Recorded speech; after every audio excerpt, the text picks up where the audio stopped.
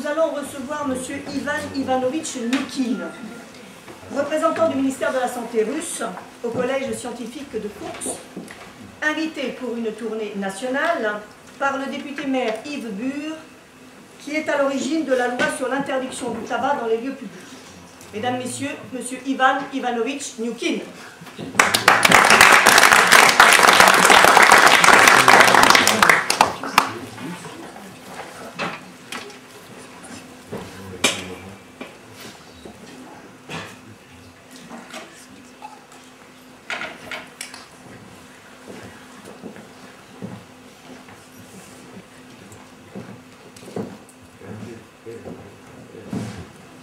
Mesdames, et pour ainsi dire messieurs, on a demandé à ma femme de me faire prononcer ici, dans un but de bienfaisance, une conférence sur un sujet accessible à tous. On veut une conférence, eh bien, va pour une conférence. Cela m'est parfaitement égal. Certes, je ne suis pas professeur. Je ne possède aucun titre universitaire. Néanmoins, voilà 30 ans que je travaille sans relâche, et pour ainsi dire au détriment de ma santé, sur des questions strictement scientifiques. Je ne cesse d'y réfléchir, et figurez-vous qu'il m'arrive même d'écrire des articles savants. Pas précisément savants si vous voulez, mais tout comme, passez-moi l'expression. Ainsi, l'autre jour, j'ai écrit un très long article intitulé « De la nocivité de certains insectes ». Il a beaucoup plu à mes filles, en particulier la partie qui concernait les punaises. Mais après l'avoir lu, je l'ai déchiré. Car on peut bien écrire tout ce qu'on veut, mais impossible de se passer de poudre insecticide. Chez nous à la maison, c'est rempli de punaises, jusque dans le piano. J'ai choisi comme sujet de ma conférence de ce soir le danger que représente pour l'humanité l'usage du tabac. Je suis fumeur moi-même, mais comme ma femme m'a ordonné de parler des méfaits du tabac, inutile de discuter. Le tabac va pour le tabac, cela m'est parfaitement égal. Quant à vous, mesdames et messieurs, je vous invite à écouter mes propos avec le sérieux qui s'impose, faute de quoi il pourrait nous en cuire. Ceux qui feraient une conférence sérieuse et strictement scientifique peuvent se boucher les oreilles ou quitter la salle.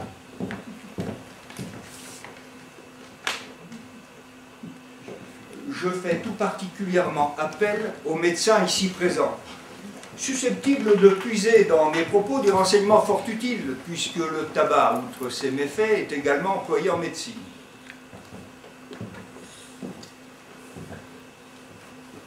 Si, par exemple, on enferme une mouche dans une tabatière,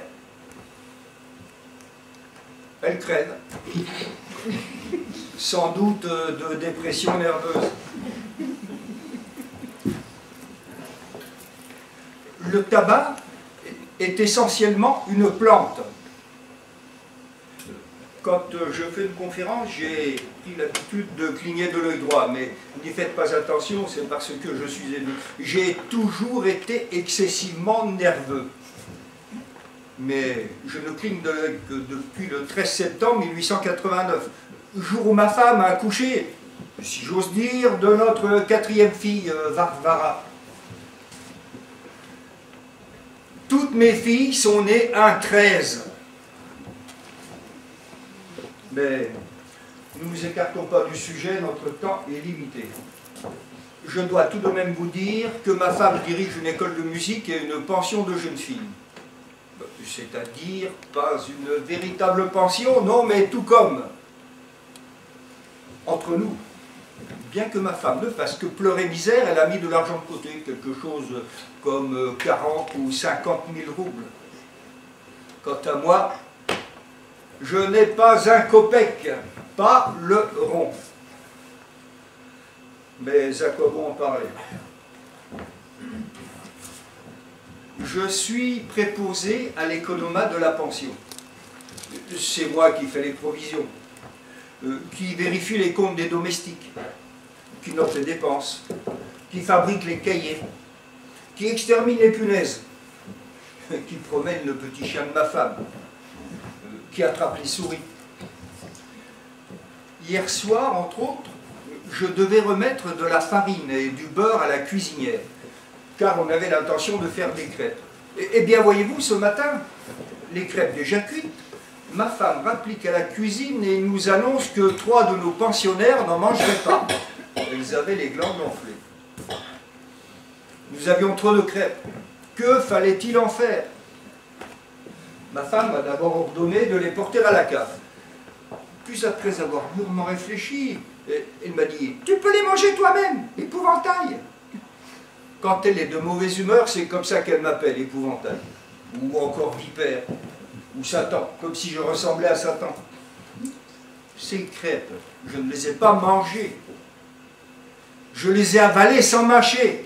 C'est que je suis continuellement affamé. Hier soir, par exemple, elle m'a privé de dîner. « Toi, espèce de benet !» a-t-elle dit. « Pas besoin de te nourrir !»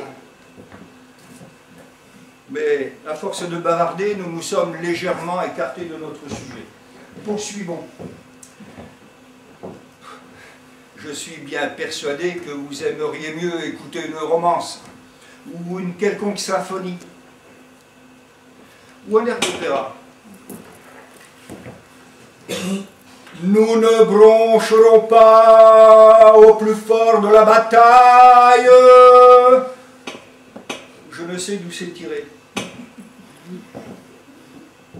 À propos, à l'école de ma femme, en plus de l'économat, je suis chargé de l'enseignement des mathématiques, de la physique, de la chimie, de l'histoire, de la géographie, du solfège, de la littérature et ainsi de suite.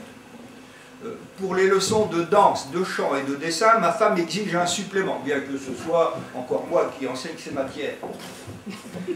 Notre école de musique se trouve dans la ruelle des 5 chiens, au numéro 13. Et puis toutes mes filles sont nées à 13. Il y a 13 fenêtres à notre façade. Mais à quoi bon en parler? Pour tout renseignement, vous pouvez vous adresser à ma femme à toute heure du jour. Et si vous voulez un prospectus de l'école, vous en trouverez chez notre concierge à 30 kopecks l'exemplaire. Tenez, je peux vous en céder quelques-uns moi-même si vous le désirez. 30 kopecks. 30 kopecks.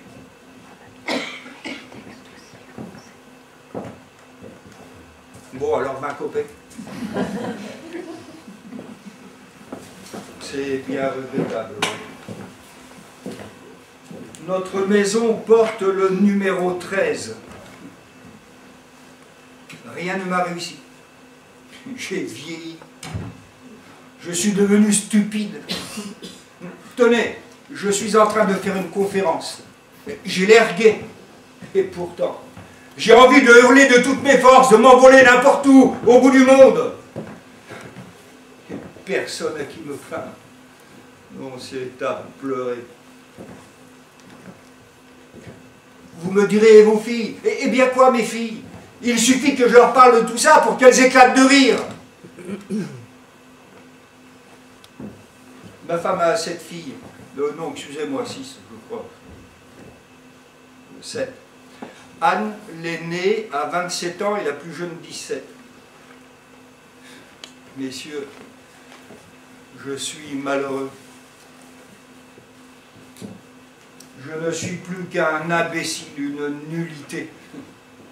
Mais au fond, vous avez devant vous le plus ravi des pères. C'est bien comme cela que ce devrait être, n'est-ce pas? Et comment dire le contraire?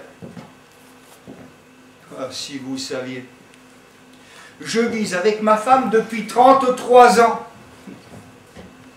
Et je puis l'affirmer, voilà bien les meilleures années de ma vie. Pas les plus heureuses, non, mais tout comme. Elles se sont écoulées comme un seul instant de bonheur. À proprement parler. Que le diable les emporte!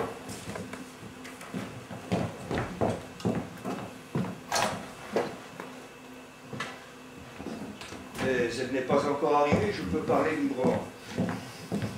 J'ai terriblement peur. J'ai peur quand elle me regarde. Oui, qu'est-ce que j'étais en train de dire?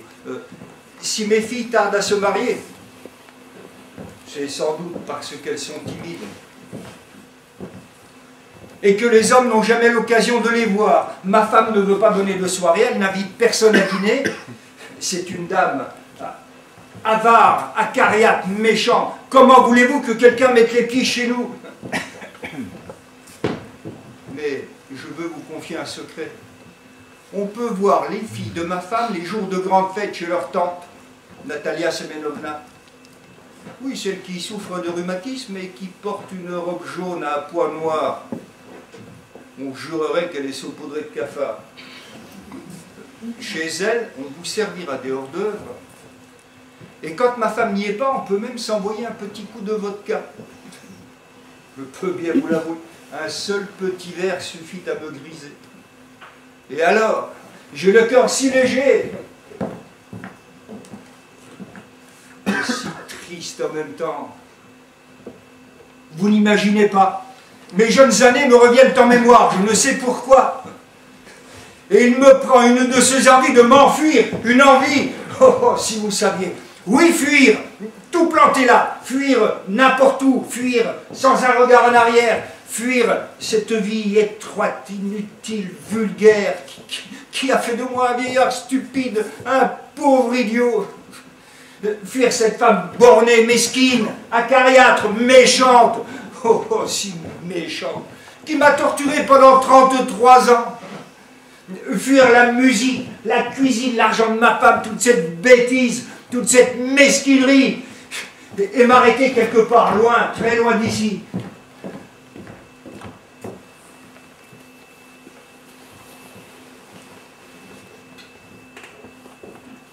Dans un champ.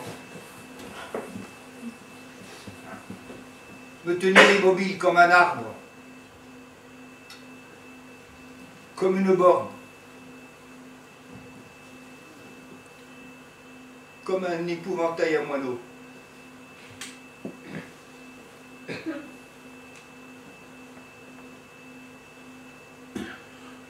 Sous un vaste ciel, toute la nuit regarder la lune, silencieuse et claire, et oublier. Oublier.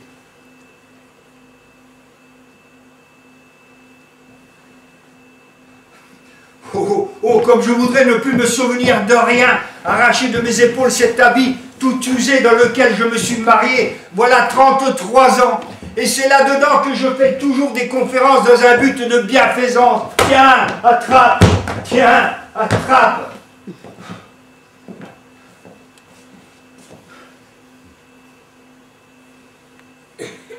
Je suis vieux, misérable, piteux comme ce gilet au dos usé et râpé. Mais je ne demande rien. Je suis au-dessus de tout, plus pur que tout cela. J'étais jeune, intelligent, j'allais à l'université. Je faisais des rêves. Je me croyais un homme. Maintenant, je n'ai plus besoin de rien. De rien. D'un peu de repos, oui. C'est tout. De repos. Mais voilà, ma femme, elle est arrivée, maintenant là-bas. On l'aurait déjà passé. Si elle vous pose des questions, dites-lui. S'il vous plaît, dites-lui. Je vous en prie, dites-lui que la conférence a bien eu lieu et que l'épouvantail, c'est-à-dire moi, c'est comporté avec dignité. Dites-lui. Elle regarde par ici.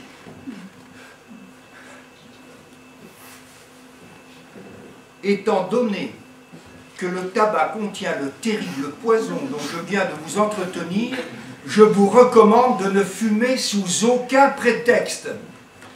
Et j'ose espérer que cette conférence sur les méfaits du tabac n'aura pas été inutile. J'ai fini. Dixi et animam levavi.